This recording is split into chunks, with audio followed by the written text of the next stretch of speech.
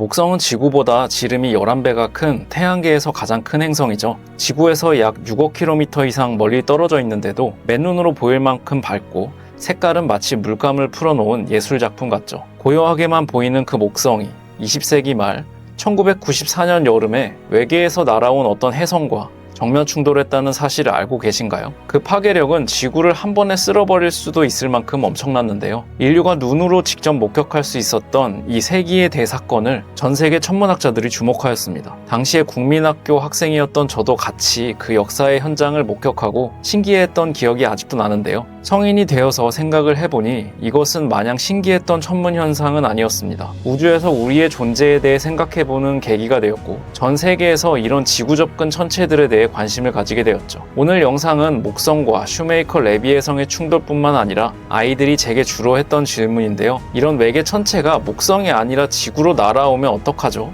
라는 질문에 대한 현실적인 답까지 한번 담아봤습니다. 알려주는 아빠. 먼저 목성에 대해서 간단한 상식 하나 짚고 넘어갈게요. 목성은 영어로 주피터라고 하는데 이것은 그리스 신화 제우스의 로마식 이름이고요. 목성이 태양계에서 가장 크고 웅장한 행성이기 때문에 신들의 왕인 제우스의 이름을 붙이게 된 것입니다. 목성은 부피가 지구 1400개가 들어갈 정도로 크고요. 질량은 지구의 약 318배 정도이며 이 질량은 지구, 화성, 토성 등 태양계의 모든 행성들 질량을 다 합친 것보다도 약 2.5배 더 큽니다. 질량은 곧 중력이니까요. 목성이 중력적으로 태양계의 교통정리를 한다는 뜻이기도 합니다. 화성과 목성 사이에 왜 소행성대가 있는지, 궤도를 유지하던 천체들이 갑자기 튕겨나가 태양계 외부로 날아가든지 하는 현상들에 목성의 영향력이 깔려있죠. 목성의 겉모습은 사실 우리가 아는 지구 표면 이런 것과는 다르게 수소와 헬륨으로 구성된 대기입니다. 우리는 목성의 대기만 볼 수 있어요. 우주에서 지구를 보면 바다도 보이고 대기 현상인 구름, 태풍 이런 것도 보이고 아시아 대륙 등의 지표면도 보이는데요. 목성은 어딜 보아도 100% 다 대기입니다. 대기의 흐름이 복잡하게 얽혀서 우리가 볼 수 있는 목성의 아름다운 줄무늬를 만들게 됩니다. 대기를 지나 목성의 중심부로 계속 접근하더라도 지표면이라고 보기에는 애매한 매우 압축된 수소가 있을 것으로 생각됩니다. 그리고 우리 지구의 하루는 24시간인데 목성의 하루는 놀랍게도 10시간입니다. 즉 10시간에 한 번 자전하는 것이죠. 하루가 너무 짧아서 목성인들이 있다면 매우 바쁘게 살아야 할 것 같아요. 일어난 지 5시간 정도 되면 밤이 되어서 또 자야 하니까요. 재미있는 것 중 하나가 목성은 이렇게 빨리 도니까 원심력 때문에 완전한 구 형태가 아니고 적도 부근이 약간 부풀어 오른 타원체입니다. 어떤가요? 약간 그렇게 보이나요? 토성도 그런데요. 여러분은 지금 이 사실을 알았으니까 앞으로 목성이나 토성을 망원경으로 직접 볼 때면 정말 타원인가 꼭 확인해 보세요. 입문자용 망원경 중에 조금 고급 모델로 보게 되면 대적점을 직접 볼 수가 있는데요. 끝나지 않는 영원한 폭풍이죠. 눈으로는 작아 보이는 저 폭풍 안에 지구가 통째로 들어갈 수 있습니다. 목성 탐사를 가더라도 저기는 무조건 피해야 하는 장소입니다. 이 폭풍은 처음 관측되었을 때부터 지금까지 수백 년 동안 없어지지 않고 계속 그 자리에 있어요. 물론 목성이 자전을 하기 때문에 어떨 때 망원경으로 보면 뒤편으로 이동해서 없는 것처럼 보이기도 합니다. 자, 이제 시간을 1993년으로 돌려볼게요. 캐롤린 슈메이커, 유진 슈메이커, 그리고 데이비드 레비, 이 세 사람은 미국 캘리포니아 팔로마 천문대에서 우주의 천체들을 탐색하고 기록하는 하나의 팀이었습니다. 이 팀이 발견한 천체에는 슈메이커 레비 뒤에 발견 순서대로 숫자가 붙게 됩니다. 이 세 사람이 우연히 아주 이상한 혜성을 발견하게 되는데요. 이름은 9번째로 슈메이커 레비 9으로 붙였고 보통 혜성은 태양을 중심으로 길게 궤도를 돌게 되는데요. 이 슈메이커 레비 혜성은 발견했을 때 핵이 여러 조각으로 분리가 되어 있었고 목성 근처에 있었는데 궤도가 태양으로 향하는 것 같지가 않았어요. 천문학자들과 같이 서둘러 궤도 계산을 하였는데 꽤 충격적인 사실이 밝혀집니다. 이 혜성은 이미 수십 년 전부터 목성의 중력에 붙잡혀 있었고 이미 한 번 목성에 가까이 접근했다가 거대한 중력에 찢겨나가 여러 조각으로 부서져 있던 상태였죠. 이렇게 혜성이 분리된 이유는 혜성 스스로를 붙잡는 자체 중력보다 목성의 중력이 더 강해지는 지점, 일명 로슈안계의 지점을 다녀왔기 때문입니다. 그리고 궤도 계산을 계속 해나가다 보니 약 1년 정도 뒤인 1994년 7월에 이 혜성이 목성과 충돌할 것이라고 나온 거예요. 이것이 발표되자 각종 매스컴에 도배가 되었고요. 그 당시 진짜 엄청난 화제거리였고 발표된 순간부터 인류는 진짜로 우주 충돌 라이브를 기다리게 됩니다. 그리고 1994년 7월 16일 슈메이커 레비 혜성은 21개의 조각으로 나뉜 채 일주일 동안 목성에 연속으로 충돌하게 됩니다. 우리 제일 빠른 자동차가 시속 400km 정도 되잖아요. 이 혜성은 시속 21만 km로 목성의 대기권에 말 그대로 꽂혀버렸습니다. 이 장면을 보기 위해 그 당시 인류의 관측 장비가 총출동했습니다. 우주 공간에서는 마침 근처에 있던 갈릴레오 우주선이 관측했고, 지구 궤도에서는 그 당시 최강의 망원경 허블 우주망원경도 관측에 참여했고요. 육지에서는 전 세계에서 가장 큰 하와이 마우나케아의 캑 망원경 등도 이 장면을 실시간으로 보기 위해 목성으로 향했습니다. 첫 충돌이 일어나자 예상했던 것보다 더 강렬한 장면이 펼쳐졌습니다. 원자폭탄 하나만 해도 무시무시한 재앙을 몰고 올 텐데, 이 충돌은 원자폭탄 300만 개가 동시에 터지는 것과 같은 강력한 충돌이었습니다. 충돌 직후 목성의 상층 대기는 약 4만 도 수준까지 치솟았고요. 우리는 여름에 온도 40도만 돼도 힘들다고 하잖아요. 4만 도라니 정말 상상하기가 싫을 정도입니다. 폭발의 여파로 거대한 불덩이가 솟구치고 이 불기둥이 약 3,000km나 치솟았습니다. 이 스케일은 지구 반지름의 절반 정도 되는데요. 목성의 중력은 지구보다 3배는 센데도 이 정도 높이까지 치솟았다는 것은 그 폭발력이 상상하기도 어려울 정도로 높았다는 증거입니다. 며칠 뒤에 가장 큰 혜성 조각이 충돌했을 때는 그 충돌구의 크기가 지구 한 개 크기에 맞먹을 정도로 거대했습니다. 말 그대로 목성이 엄청난 타격을 입었던 거죠. 이 충돌 흔적은 수주 동안 계속되어 지구에서 관측이 가능했습니다. 목성이 아니라 지구였다면 인류의 멸망을 생각해야 할 정도로 엄청난 에너지였습니다. 30년 전이지만 새삼 다행이라는 생각이 드네요.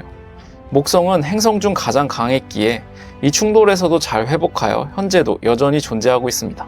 이 충돌로 우리는 많은 것을 확인할 수 있었습니다. 충돌 후에 남은 검은 잔해구름은 천문학자들에게는 선물과도 같은 것이었거든요. 언제 다시 이런 사건을 마주할 수 있을까요? 천문학자들은 서둘러 열심히 연구했죠. 검은 잔해는 목성 상층 대기의 흐름을 따라 이동하였고, 우리는 목성의 대기 흐름을 쉽게 추적할 수 있었습니다. 충돌하면서 엄청난 압력과 높은 열 등이 목성의 대기 물질을 변화시켰고, 이때 평소에는 보기 힘든 물질들이 막 튀어나왔어요. 과학자들은 이것을 보고 목성 대기 화학과 조성을 더 깊게 이해하게 되었습니다. 또 이론적으로 존재했던 지구로 향하는 운석들에 대해 목성이 지구의 방패가 되어준다는 이론을 우리는 실제로 확인하게 되었고요. 이 이론은 목성이 그 큰 중력으로 태양계가 형성될 때부터 지구로 향하는 운석이나 소행성, 혜성들을 자기에게로 끌어들여 지구를 보호해주고 있었다는 것이죠.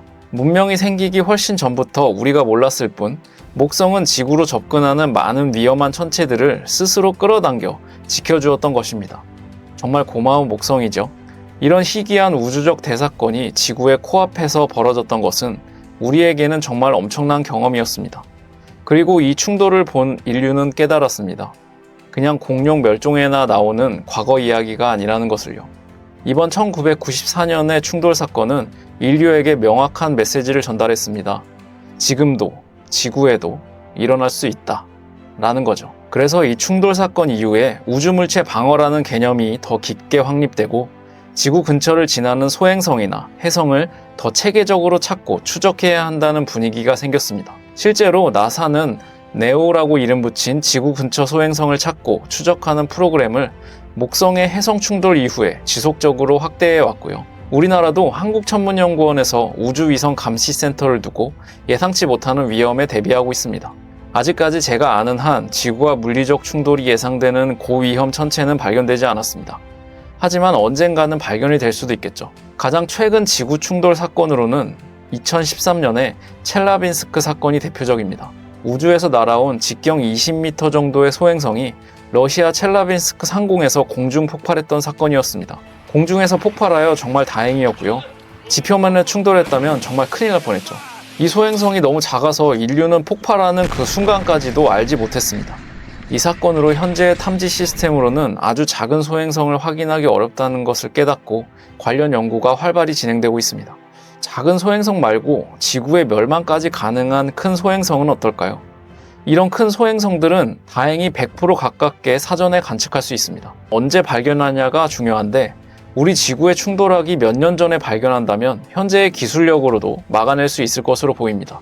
멀리 있기 때문에 궤도를 살짝만 바꿔도 되거든요. 약 3년 전에 나사는 실제로 한 소행성에 우주선을 보내 지구 방어에 대한 실험을 진행했습니다. 디모포스라는 소행성에 우주선을 충돌시켜서 궤도를 바꾸는 실험이었는데 성공적인 결과가 나왔고, 이 기술을 응용하면 지구로 날아오는 소행성이나 해성 등의 궤도를 바꿔서 지구를 비껴가게 할 수 있습니다. 이 프로젝트는 약자로 다트라고 부르며 인류의 기술이 수백 미터급 소행성을 수백만 킬로미터 떨어진 곳에서 정확하게 요격할 수 있음을 실증했습니다. 2021년 11월 발사해서 22년 9월에 충돌했는데 10개월을 우주공간을 날아가 정확하게 소행성을 맞춘 것이 참 대단하다고 생각합니다. 이 기술이 현재까지 인류가 천체의 운동을 의도적으로 바꾼 첫 사례입니다. 또 다른 기술은 중력 견인선이라는 우주선을 보내 소행성 옆을 계속 비행하면서 우주선의 중력을 이용해서 소행성을 끌어당겨서 그 궤도를 서서히 바꾸는 방법입니다. 충돌시키는 것은 아니고 소행성의 궤도에만 머무르게 되는데요. 소행성과 우주선의 질량 차이는 엄청나지만 수개월이나 수년에 걸친 시간이 주어진다면 지구로 향하는 소행성의 궤도를 미세하게 변경하는 것이 가능합니다. 충돌과 달리 충돌 표면에 구애받지 않고 또 파편을 생성하지도 않기 때문에 직접 충돌보다 유리한 점이 많습니다. 하지만 너무 중력의 차이가 크면 안 되기 때문에 500m 이상의 소행성은 조금 어렵습니다. 혹시 작은 소행성이라 너무 늦게 발견해서 이미 한두 달 내로 충돌하게 된다면 어떤 방법이 있을까요? 영화 등에서 많이 나왔던 핵을 이용한 방법이 있습니다. 이것은 사실 최후의 수단인데요. 핵무기를 탑재한 우주선을 발사하여 소행성 근처에서 터뜨리는 거예요. 최근 연구에 따르면 지름 100m 정도의 소행성 바로 옆에서 2달 전에 핵무기를 폭발시키면 성공률이 99.9%에 이른다고 합니다. 앞서 설명드린 방법들이 있지만 지구 접근 천체를 막는 가장 좋은 방법은 최대한 빨리 발견하는 것입니다. 너무 늦게 발견하면 이런 우주적 재난은 인류가 손쓸 수가 없거든요. 그래서 선진국들은 이런 우주 접근 천체를 빨리 발견하기 위한 프로젝트를 계속해서 진행 중이고, 최근 정보로는 나사가 네오 서베이어 우주망원경을 2027년 발사할 예정입니다. 이것이 발사되어 임무를 수행하면 지구에 잠재적으로 위험한 수많은 소행성과 해성을 찾아낼 수 있어요. 인류는 이렇게 목성의 슈머헤이커 레빗 충돌 같은 우주의 여러 현상을 보고 우주에 대한 기술을 하나하나 발전시키고 있습니다. 여러분들은 우리가 감당할 수도 없는 이런 큰 우주를 어떻게 받아들이고 계신가요? 이 사건 이후 인류는 하늘을 더 진지하게 바라보기 시작했습니다. 절망하기보다는 무엇인가를 끊임없이 연구하고 그 해결 방안을 모색했죠. 위험한 천체를 어떻게든 찾아내고 궤도를 계산하고 필요하다면 아주 조금이라도 소행성을 밀어보려는 시도를 했습니다. 이런 인류의 노력이 감동적인 이유는 광활하고 외로운 우주라는 큰 바다에서 지구라는 배를 타고 있는 우리 인류와 같은 작은 존재가 서로를 위해 대비하고 배우고 연대하고 행동한다는 것 자체로 아름답기 때문일 겁니다. 오늘의 이 이야기는 목성의 충돌 이야기인 동시에 우리 삶에 대한 이야기이기도 합니다. 우리 힘으로 우주를 이기려는 것이 아니라 우주 앞에서 우리가 한없이 작다는 것을 알면서도 끊임없이 어려움을 헤치고 앞으로 나아가고 있는 것이 닮아있죠. 우주를 생각하면 우리는 작아집니다. 그런데 이상하게도 그 작아짐 속에서 겸손함을 배우고, 겸손은 감사가 되고, 감사는 결국 사랑으로 이어지는 것 같습니다. 내가 소중히 여기는 사람, 오늘 함께 있는 시간, 내가 할 수 있는 작은 친절과 작은 책임, 그게 모여 우리가 사는 세계를 이루고 세상은 참 아름답다고 느낄 수 있습니다. 오늘 영상도 보기 좋으셨다면 구독과 좋아요를 눌러주세요. 제가 영상을 만드는데 큰 힘이 됩니다. 또 여러분들의 우주에 대한 생각이 있다면 댓글로 남겨주세요. 단 한 줄도 좋습니다. 그럼 오늘도 시청해주셔서 감사합니다.